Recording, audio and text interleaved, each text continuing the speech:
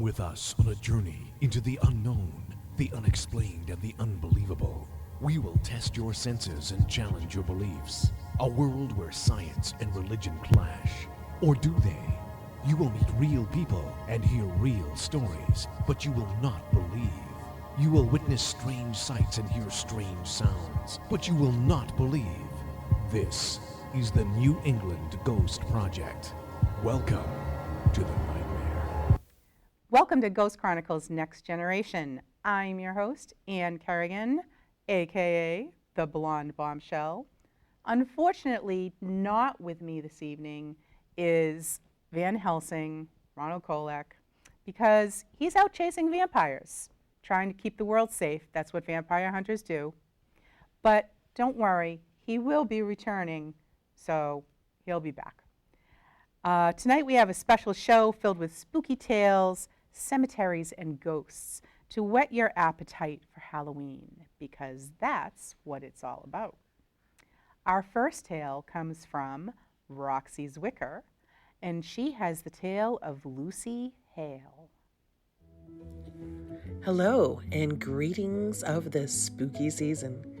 It is Roxy Zwicker from New England Curiosities, and I'm here at the beautiful Pine Hill Cemetery in Dover, New Hampshire, on this colorful and yet gloomy day. It was on March 29th, 1731, that the Pine Hill Burial Ground was established at a town meeting. The town record states, voted that there be 1 acre and a half of land granted for the use of the town forever for a public burying place, to be laid out by ye selectmen near ye meeting house on Pine Hill at Kachika. At one point, the cemetery was one of the largest in New Hampshire. The grounds covered approximately 75 acres, and it had its own network of roads that stretched 7.5 miles. There are a variety of gravestones at the cemetery, the oldest of which sit near the Central Avenue side. A few toothy-winged skulls can be found on the stones, and there are a number of graves with angels and Victorian sculptures. You'll find many Gothic-styled monuments on a sloping hill towards the center of the cemetery. As the cemetery extends back and across the street, the markers become simpler and less ornate, which these graves are a little bit more recent.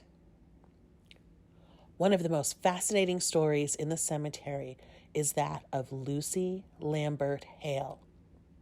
Her gravestone reads, Lucy Hale Chandler, wife of Senator William E. Chandler, January 1st, 1841, October 15th, 1915. Her story is one of romance, intrigue, and national tragedy. Lucy was said to be quite an appealing young lady, and many suitors admired her at an early age. Oliver Wendell Holmes, Jr., son of the famous poet, met her on vacation in Maine, and after she returned home, he stayed in close correspondence, sending her love letters, and she was only 17.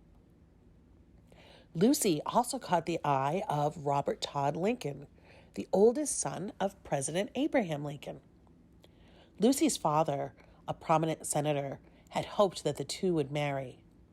While their romance was short-lived, they remained good friends throughout the years. In April 1861, at the onset of the Civil War, Lucy and her family moved to Washington, D.C. And once again, Lucy attracted much attention from the community, as demonstrated by a Valentine's Day letter written in 1862. My dear Miss Hale, were it not for the license which a time-honored observance of this day allows, I had not written you this poor note. You resemble in a most remarkable degree a lady very dear to me, now dead, and your close resemblance to her has surprised me the first time I saw you. This must be my apology for any apparent rudeness noticeable. To see you has indeed afforded me a melancholy pleasure, if you can conceive of such. And should we never meet, nor I see you again, Believe me, I shall always associate you in my memory with her, who is very beautiful, and whose face, like your own I trust, was a faithful index of gentleness and amiability. With 1,000 kind wishes for your future happiness, I am, to you, a stranger. The intriguing letter was sent to 21-year-old Lucy from John Wilkes Booth. Booth was a stage actor with a reputation for being a notorious ladies' man. He was handsome and had a magnetic personality and a dedicated following of female fans. Based on accounts, the romantic approach that Booth took with Lucy was rather unusual.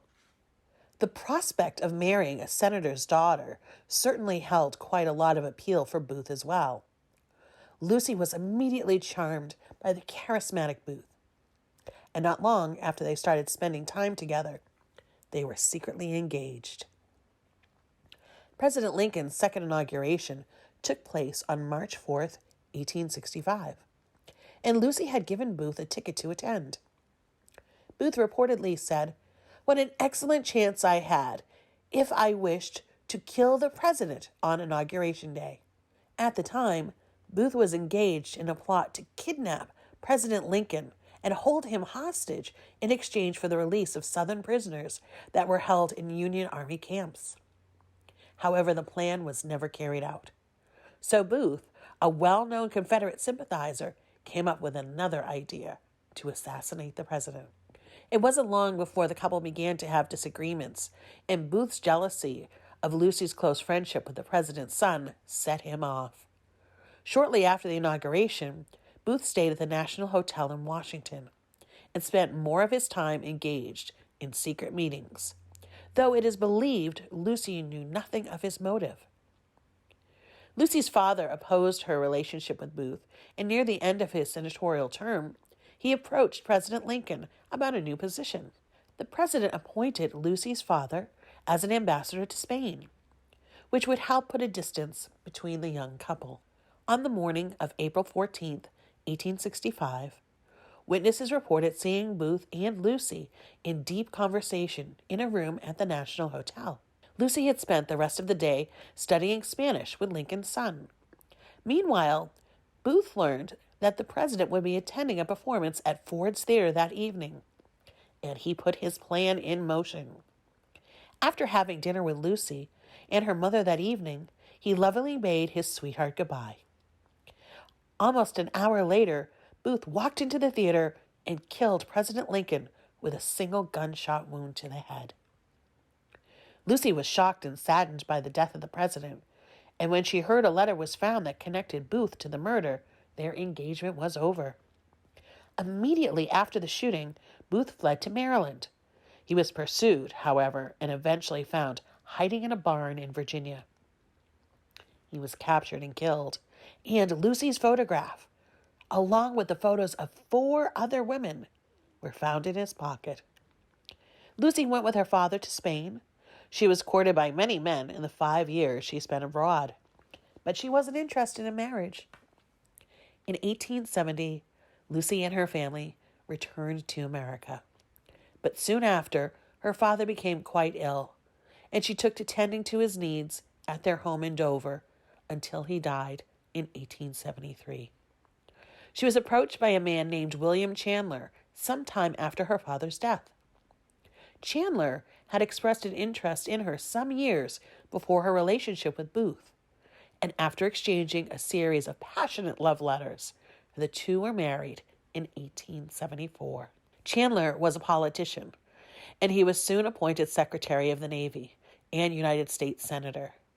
The couple lived in both Washington and New Hampshire, and finally settled in New Hampshire after Chandler finished his service. A statue was placed at the State House in Concord in memory of Lucy's father, and today it stands with the statues of other famous New Hampshire men, including Daniel Webster, President Franklin Pierce, and John Stark. Lucy passed away in 1915, and William died 2 years later in 1917. So as the leaves cascade down, creating colorful swirls on the ground around Lucy's gravestone. We look across the Pine Hill Cemetery and wonder, is Lucy one of the wandering spirits that have been mentioned over the years that walk the paths of this beautiful hallowed place? Perhaps they are the spirits of many of Lucy's suitors, where even in death their spirits cannot find themselves away from Lucy's side. We'll leave it for you to decide. Thank you for walking through the graveyard with me today. If you enjoy stories like this, a little mix of history and ghosts, check out my podcast, Wicked Curious Radio, which can be found on most major podcast platforms. And don't forget to visit newenglandcuriosities.com for events based on legends, lore, history, and mystery throughout New England. Many happy hauntings, and stay spooky, my friends. Well, that was quite a story. Imagine being engaged to John Wilkes Booth. No, I don't think so. Not my first choice. But apparently he was a very charming actor, right? But thank God she didn't marry him. And unfortunately, he still killed the president. But thank God she didn't marry him. A little scary. Our next tale comes from our Paranews reporter, Nathan Mayer, and he has a few Broadway ghosts.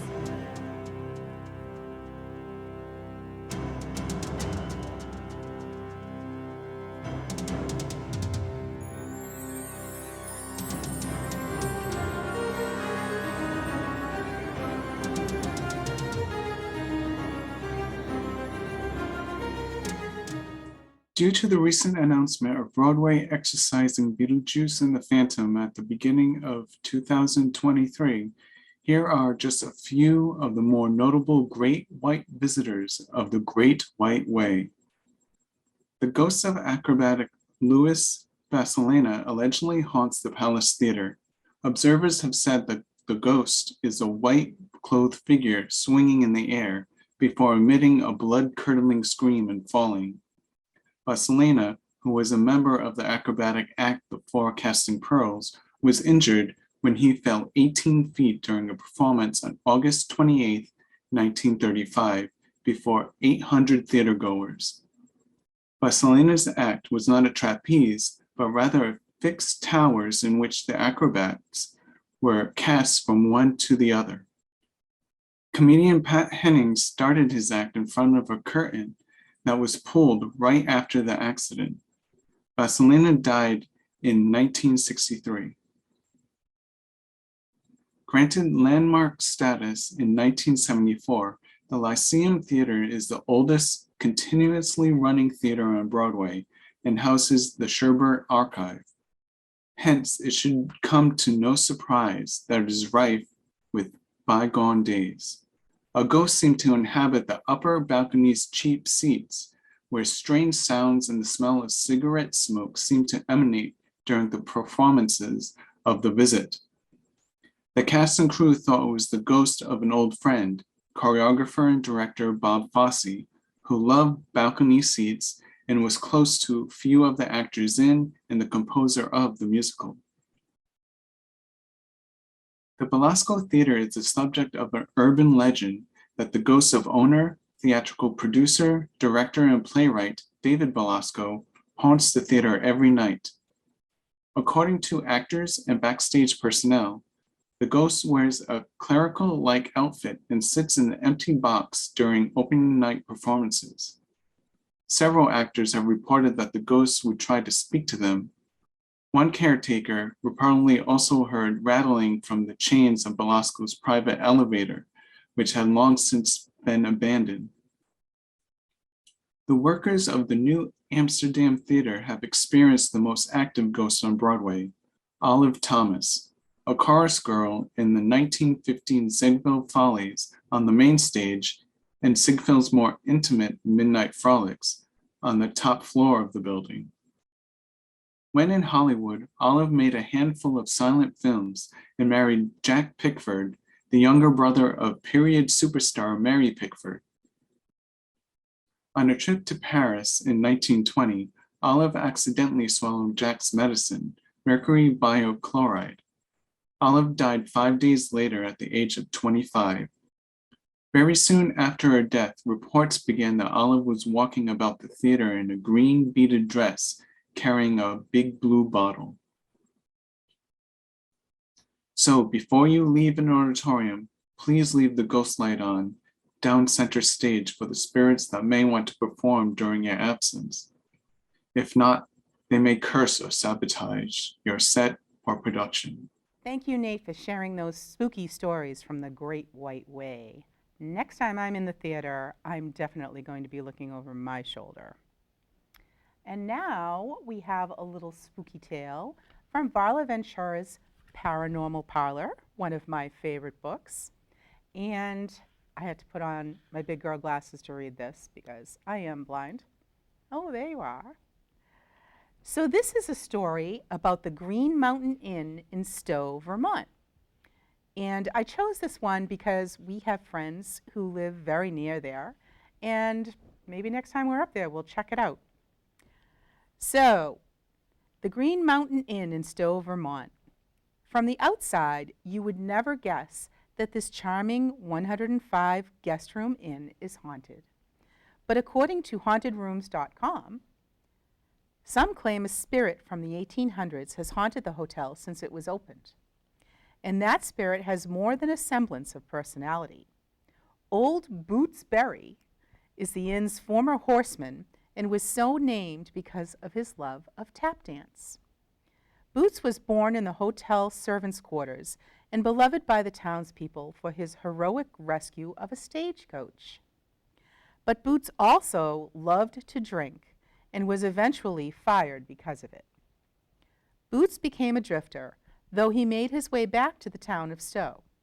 In 1902, Boots saved a child from a rooftop during a major snowstorm, but slipped and fell during the rescue. He died, but guests say they can hear the sound of boots tapping on the roof. Okay, I have to ask this question. What was the kid doing up on the roof in the middle of a major snowstorm? Where were their parents? I don't know.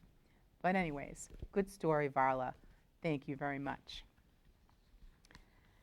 And now we have a story from Bridget Pitts, who is the owner of the Witching Hour Paranormal Ghost Tours in Savannah, Georgia. We are going to talk about Execution Square and the tragic tale of Alice Riley. Hi, my name is Bridget Pitts, and I am from the Witching Hour Paranormal Ghost Tour Company, and welcome to Savannah, Georgia. We're currently in Wright Square, which was originally our Execution Square in 1733. Now, the first woman in the state of Georgia to ever be executed by hanging was a young girl named Alice Riley, and she was executed in this square. Now, Alice Riley came here with a common law husband named Richard White, and they were both itemized and assigned to a man named William Wise. William was a terrible man from England who lied through his teeth in order to get to the New World. In order to get to Savannah, they wanted you to be married, and since he wasn't married, he hires a couple of working girls. One to play his wife and an underage one to play his daughter. It gives this whole sob story, and they allow him access here. Now, he ditches these girls, becomes a farmer that nobody likes, but money talks, and people turn a blind eye to everything that he does in this town. Now, when Alice and Richard get assigned to him, he starts physically and unfortunately sexually abusing Alice. Anytime Richard would try to defend and fight back in Alice's honor, he would get beaten and tortured to the point of almost death. And she was so scared to lose that only connection she had here in the New World, she decided to take on this abuse instead, and then started waking up with morning sickness and realized that she was with child. Now, her and Richard knew that this was their master, William Wise's baby. So they decided to come up with an escape plan that involved a routine bathing. Now, William Wise always forced Alice Riley to bathe him in the tub naked every Sunday. And on this night, it's March 1st, 1734, and it's another routine bathing. Now, as Alice is bathing William Wise in the tub, Richard decides to creep up behind and proceeds to attack William Wise. Now, as Richard White proceeds to dunk William's head underneath this bathtub water, he's fighting back. So Alice actually grabs a razor and slits William's throat to finish off the job. Some say that a handkerchief was actually involved as well. Now, when they finally kill William Wise, they take his body out of the tub, sneak it down to the river, and they dump the body. Now, they try to run to a place called the Isle of Hope, which is a beautiful area of Savannah. It's about a 35-minute drive from here, and indentured servants were out there at the time. So they're trying to run out there, blend in with all these other Irish indentured servants, and run to Charleston, South Carolina as their escape plan. And it seemed like a good idea, but as they were running, somebody is down by the river the next day, and they happen to spot a body. And of course, it's William Wise. So naturally, as they're looking for Alice and Richard to question the servants in town, they can't find them anywhere, so a manhunt ensues. And before they get out to the Isle of Hope, they get caught immediately, dragged back here, thrown into magistrate, and they're both sentenced to be executed for the death of William Wise. Now, Richard was executed immediately. But while Alice was in court, she's pleading to the magistrate, "Please, I'm a child, do not do this." But nobody believes that she's pregnant. And as they start to drag her out to the gallows and start prepping her for her execution, she is weeping and begging these people for her unborn baby's life. Now, a doctor who's present in the crowd stops everything and says, "Let me see if she is indeed with child." And he confirms in front of all these people after he examines her that she indeed was actually pregnant. Alice Riley's execution date was actually set for January 19th, 1735, after realizing that she was with child. Now, after Alice Riley gives birth to a baby boy, she calls him James, and they take this baby from her as they do anybody in the prison system. And when her execution date was set, they dragged her out of her cell and they hung her in the square on the tree that we will be showing you for 3 days as an example to everybody in this town. Now, it's a little bit of a blurred line what actually happened to her body on the 3rd day after her execution, because since it did go missing, 2 documentations claim that they buried her on West York, which is the original cemetery grounds, from 1733 till 1750 until Colonial Park Cemetery opened up. But the second documentation actually claimed that they cut her body down from that tree where they hung her, and they actually fed her to pigs. Now, a pig can eat your body on a farm within a few hours, give or take, sometimes even less than that. And a lot of locals do believe that is probably the most likely unfortunate event that could have actually happened at the time. Now, minus Alice Riley's body going missing after her execution, and we don't know what happened necessarily, Alice Riley did have a small child, and she had a son named James. Now, as far as local legend goes, her child actually died 2 weeks after her execution, and nobody knows what happened to his body, and he most likely died of malnutrition and starvation. Nobody took care of him. So a lot of people that come to Savannah, and even locals, have stated that they have seen Alice Riley in the square. And she weeps and begs people for her child, and the police officers actually get called out here so much for this specific call that is now a hazing ritual for the rookies here in Savannah. And that is the story of Alice Riley, a historic figure, yet a ghostly tale. Great story from Bridget. I've always wanted to visit Savannah. It's definitely on my bucket list, and now I want to go there even more.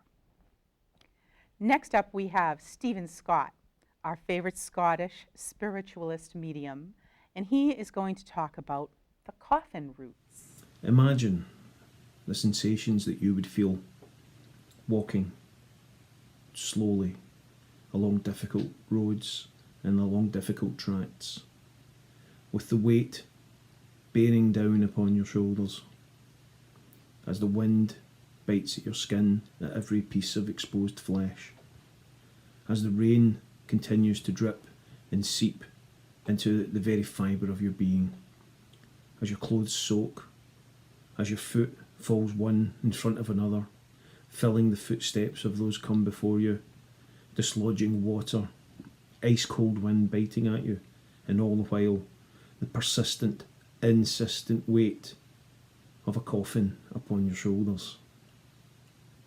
Hi everyone, welcome again to another story from Scotland. This time on Halloween I'd like to talk about the coffin roots. And a lot of people have probably never heard of what the coffin roots are, so for a moment just imagine that when you lived rurally, in almost within about 100 years ago, in some settlement areas in Scotland, there were times when, with the passing of a family member or a loved one, it was necessary to try and transport the body from its place of rest at home to its permanent place of rest that would have been on a sacred site or a burial ground or a mound, a cemetery or a church or chapel. The process of doing this involves a great deal of superstitious elements, a great deal of old school stories and myths from Scotland, and invariably this all started in the home. It's not uncommon still today for many families to have on display the body for those who want to wish to come and visit it. And when it's lying in state in the house, it was important that it never touched the ground. It was also important that it remained elevated above ground, preferably on 2 chairs or a table. And when the time came, after everyone had had their farewells, after a wake had been organised, some drinks were taken and a toast made to the recently dead, when it was time to move the body forward, it would have been picked up by 4 to 6 people and the coffin processional would take place. And at that same moment, the chairs and the table or whatever it was resting on above ground would be kicked over and knocked away. And not only that, sometimes they were taken outside and burned, because it was important, extremely important, that the spirit of the recently deceased knows this is no longer its home and it's not welcome there. That those chairs its body was resting upon are not the chairs belonging to that spirit anymore. That spirit, almost a ghost, if you were, had no place in this world, at this house, anymore. It was time to move on. And so, being led out through the processional, with the chairs tipped and turned away, making no comfortable space for that spirit to see as home anymore, the coffin would be led feet first out the door.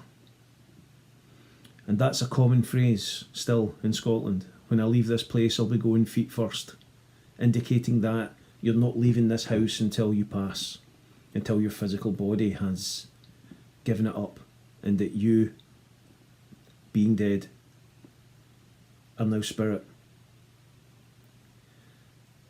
And the reason for this is because if you were to lead the body out head first and the spirit accompanies it, it's leaving a trail and it can follow its own footsteps back because it can see the direction it's coming from. And it knows that house is still there and that it can, if it chooses, come back to live and reside once more in that house, to become restless. So to avoid that, the coffin was always led out feet first, so that no member of our family would ever try to come home again, against our will and against their better judgment in finding a place in the next life. So the processionals would begin to move, and it was important that they found a place and a safe passage from the home to the permanent place of rest. And this is where the coffin routes began to take shape. It's believed still today that spirit like to travel direct and straight. They like to move in straight lines from one place to another. And so as a result, many of the coffin routes meandered. They took over hills, through crossroads, across rivers. And this is still something that you hear talked about today, where spirit cannot engage with crossroads because there are too many routes between their existence and this one. And the same for the running water. Running water, spirit will not cross if it can help it.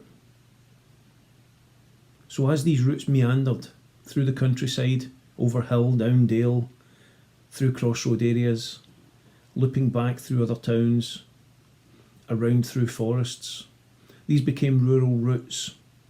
And these rural routes took on a sacred significance in themselves, a sombre element Because, like the spirit and like the corpse, those who were walking were grieving.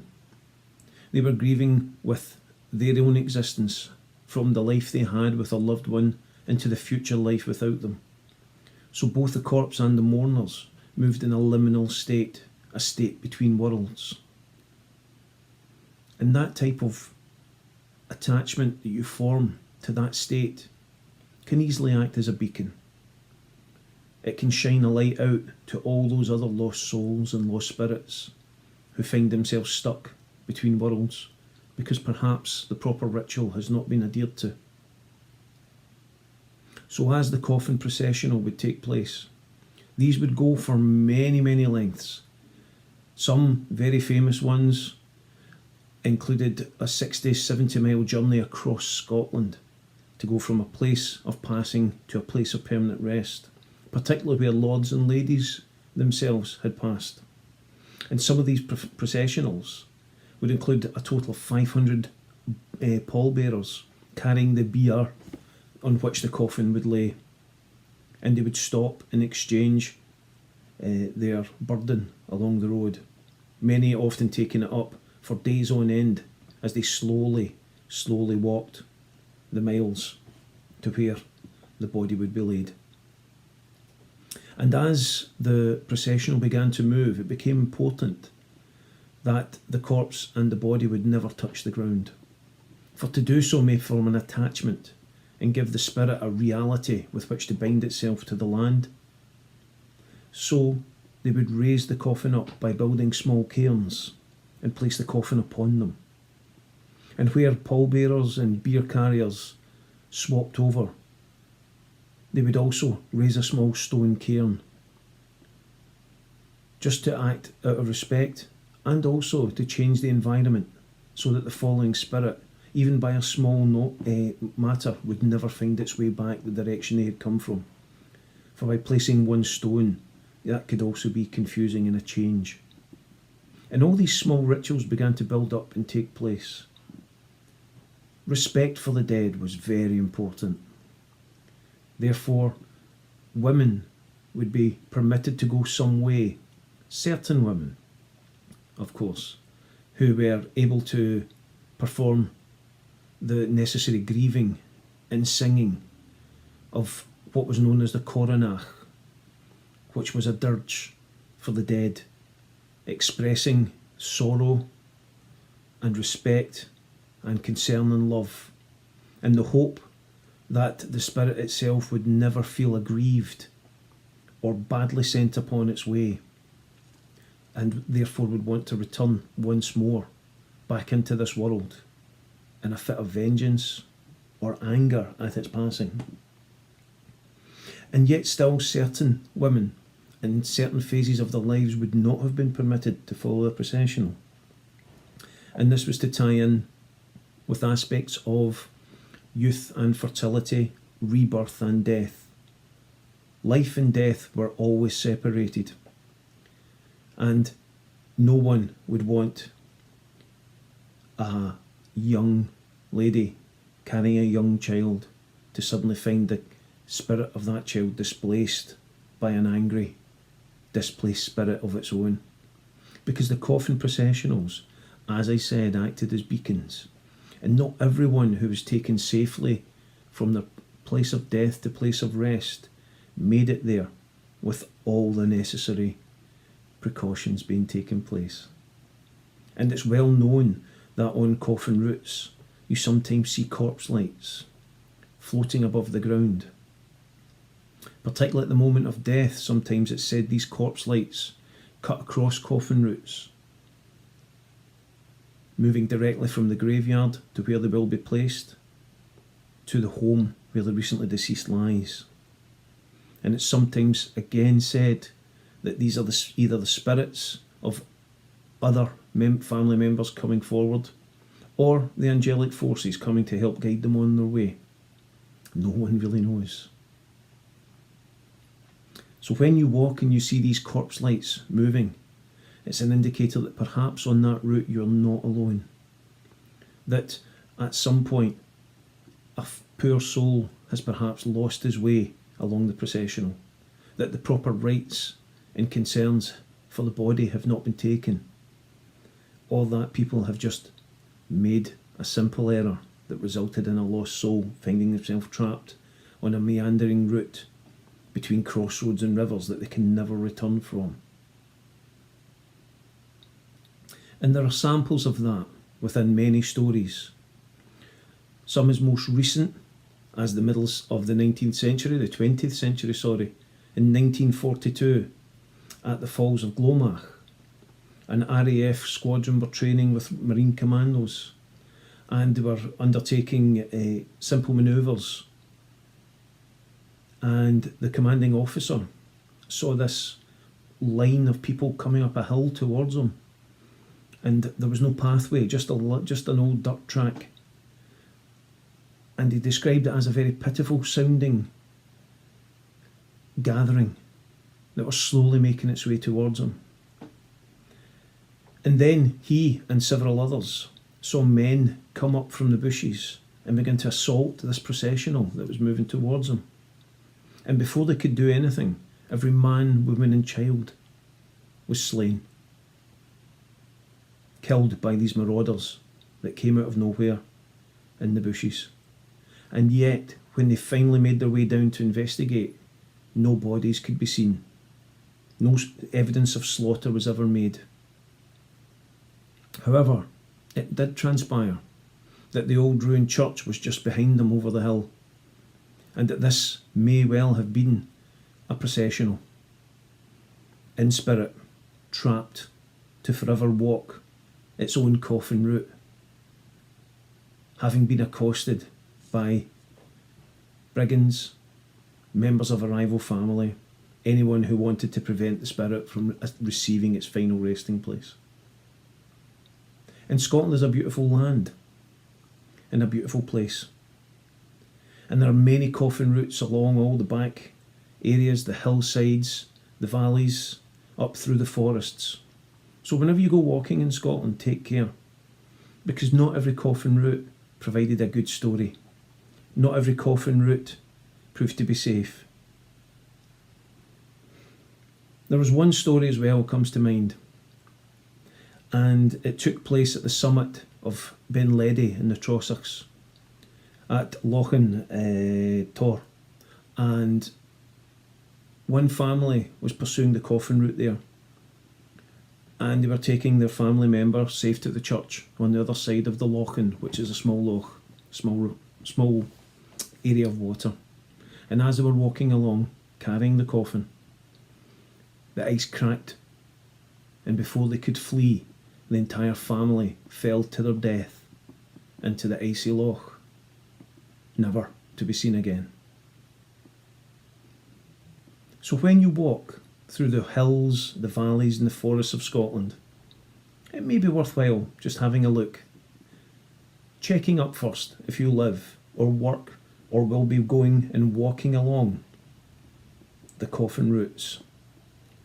Because you never know as you're walking, and as you see the sun beginning to set in the background, and as the clouds move past, and the skies begin to darken, and the hills begin to set into the night, you may never know truly who could be walking beside you. Keep an eye out for the corpse lights. Even though they may guide you home, they may lead you astray. Because truly, in the dark and in the dank and in the wetlands of Scotland, when the wind howls and when the night closes in and that last speck of daylight begins to vanish, you never truly know who's walking ahead or behind you. What an intriguing story about the coffin routes. I was captivated hearing all about all these Scottish customs. They'll take me out feet first. That's awesome. I love that. That should definitely be on a t-shirt. But it's amazing how many things that they couldn't do and how many superstitions they had about the coffin touching the ground and making sure the spirit knew it was unwelcome after the funeral was all over. So that was really well done. Thank you so much, Stephen. And next up, we have a little spell from moi, just to liven things up, and I hope you will find it helpful. Hi everybody, welcome to my haunted kitchen. Today we're going to be casting a little spell in honor of Halloween and just a little something for those of you who might be looking for a house. I got this spell from a website called tesswhitehurst.com, and she is a witch and offers all kinds of different spells and blogs, and you might want to check out her site. But she had exactly what I was looking for, which is a spell for finding and buying a home. Few things can be as exciting or as stressful as the process of buying a home. Lucky for you, you're magical. So you can work the spell to magnetize the home that is perfect for you. In this ritual, you'll be working with Hestia, the Greek goddess of hearth and home. It's best to perform this spell on a Thursday when the moon is between new and full. So there's a very particular time frame that you should be doing this spell. But for today, what can I say? It's Tuesday. So, the ingredients you will need: paper, we have a pad of paper, pen or pencil, a red or burgundy candle, lighter or matches, a dinner plate, Vitex powder, which is from the berries of the chaste tree. It's from the dried berries, and it's native to the Mediterranean. And interestingly enough, this powder is also a supplement for fertility as well as for transitioning into menopause. So I don't know, it's a one size fits all, I don't know. And apparently you can get it at some CVS locations, or you can order it online, as all good witches probably do. All right, and we also have some whole cloves, a wine glass, good red wine, and this is one of my favorites. This is called Ghost Pines, and my good friend Carol gifted me with this bottle, and it's very good. And that is everything we need to prepare our spell. So, first of all, you should sit comfortably with pen and paper. At the top, write our or my new home, and make a list of all the features and qualities that you desire in your new home. And if you want to put down a price range that's ideal for you, how you'll feel in your new home, and as you write, do your best to feel as if you are excitedly describing a place that is already yours. Take your time and write multiple drafts if necessary until it feels just right. Once it's complete, feel gratitude for this new home, again, as if it's already yours. So I've already written on this paper all the things that I would want to find in a new home. So I am going to take this paper, rip it off, and we're going to fold the paper twice, folding it towards yourself each time. All right, so that's 1, 2. We're going to place it in the middle of our dinner plate, and then we are going to take our candle and we're going to put it in the center of the dinner plate on top of our list of intentions. Now we're going to sprinkle a small amount of the cloves and the Vitex powder on the plate around our candle. I'm sure this doesn't have to be perfect, right? Just throw it on there. Okay, so, and now we're going to do our cloves. What do we use cloves for besides sticking them into ham? Remember your mom always used to do that? Just that big old canned ham and stick a bunch of cloves in it. All right, so there's our cloves. And now we are going to light the candle. And hopefully, there we go. We've lit our red candle, and we're going to say, Hestia, I call on you. Set the wine glass near the dinner plate with the candle. Open your bottle of wine. Mine's already open. It's almost gone. And you're going to pour a glass of wine. Okay? Just put a little bit in there. I think that's enough for Hestia. Now we will say, Hestia, I lovingly offer you this libation. Radiant Goddess, I humbly request that you help magnetize this home into our life. By your powers of warmth, laughter, sustenance, and safety, please unite us within this home, swiftly, perfectly, and in a divine manner. Hestia, gratitude for sharing your beauty and blessings. Gratitude. Now, it says here, if you'd like, you can pour yourself a glass of wine. I'm going to take us up on that offer. Just a little, it's early. And if there are any loved ones who will join you in the home, you might want to pour them a glass of wine too. Toast to Hestia and your new home. Again, gratefully celebrating as if you've already found and purchased it, and drink. Here's to you, Hestia, and here's to my beautiful new house. Very good. So now you want to allow the candle to burn all the way down. Of course, if you have to go out and go to the market or go out and do something, you can extinguish it and relight it later in the day or at intervals over the next few days. After a few hours have passed, take the wine glass that we poured for Hestia, take it outside and offer its contents to the earth. Continue to feel gratitude whenever you think of your move and your new home. So that is our spell. Pretty simple. I think most people have everything on hand except the Vitex powder. We may have to run out and find that somewhere. But if you're looking for a new home, I hope this spell works for you. And in the meantime, happy Halloween. So I chose this spell especially because my daughter and her husband are going to be looking for a house soon.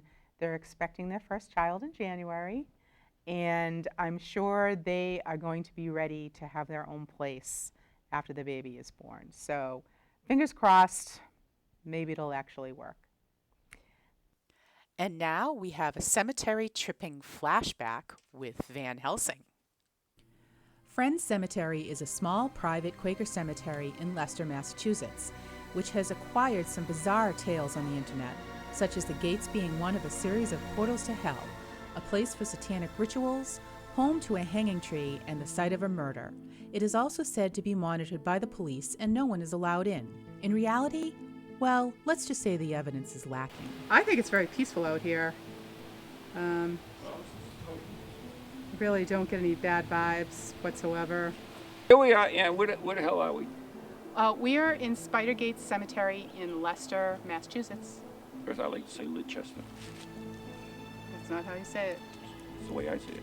Anyways, this is probably the most disappointing paranormal experience I've had in my life. I am here. I expect to pass through the 7 gates where I get definitely weaker and weaker, and eventually when I pass through the 7th gate, I die. I can only find the front gates there. I have no explanation for Where's the Quaker Meeting House? anything that has been posted online about this place. Where's the Quaker Meeting House? Well, there used to be a Quaker Meeting House back in the 1800s, but it's gone now. Where's the hanging Not tree? here anymore. I don't know about the hanging tree. I think you'd have to have a crane to deposit yourself at the nearest, highest branch of that tree to hang yourself. So Maybe it grew up. maybe. I don't know. But So, I don't know what this place is. I really don't. It's just totally disappointment. I came here with great excitement and anticipation, and it's just like, running downstairs at Christmas, opening your gifts and found out you got underwear again. It just doesn't cut it. I told you I'd bring you to see the Spidergate Cemetery. You I did. never promised you excitement. You never promised me a rose garden. I did not. I didn't get one. I did not. All right, thank you. We'll just have to... I will tell you though, I think it's worth the trip. If you're into cemeteries, it's a beautiful little cemetery in the middle of the woods, and it's maybe I don't know, a quarter mile walk in from the road. Kind of have to know where Mile. it is. It's not a mile. Don't listen to him. But it's a very peaceful, You take it right by the bar laying on the ground. beautiful cemetery. So come out and see it if you can find somebody to show you where it is. You take a right turn at the diaper over there, and then you'll find yourself right there. Go back. Now, one more story from me from Varla Ventura's book of Fairies, Pukas, and Changelings. Get the old glasses back out again. So this is a little information about a puka. Not surprisingly, animals play a prominent role in the land of fairies. Whether it's their own miniature steed on which to ride across hill and dale on the blackest night, or a herd of sheep that they strive to protect, the natural world from which the fairies come is the same as the place of the birds and the dragonflies, the toads and the goats. In some cases, the fairy takes the form of the animal, as is the case with the Irish puka or puka, the Irish word for goblin.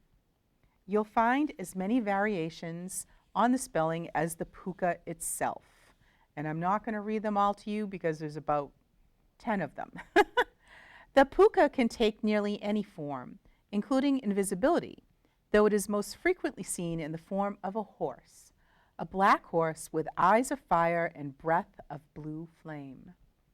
This horse takes the terrified mortal who is most unfortunate to have encountered it on a midnight ride that turns their hair white, but no real harm actually comes to the person, usually.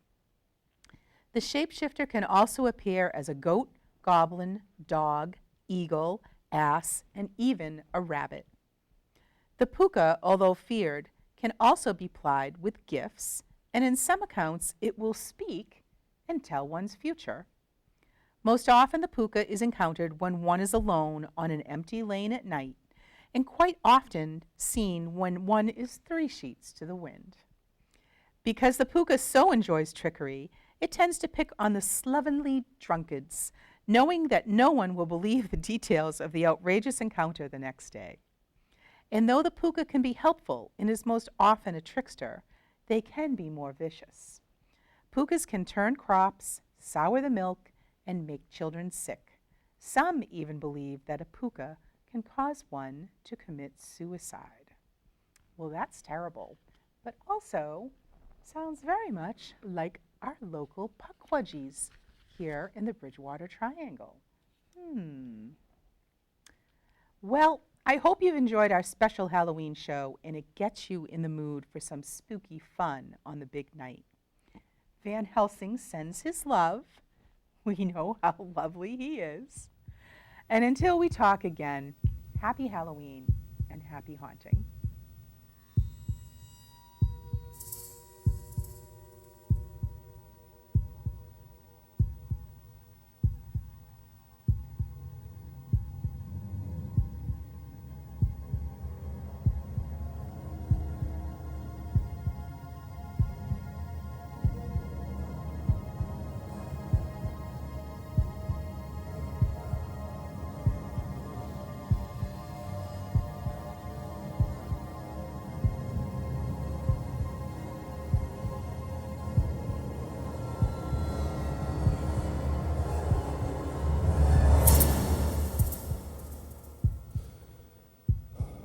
From ghoulies to ghosties, long-leggedy beasties, and things that go bump in the night. Deliver us, good Lord.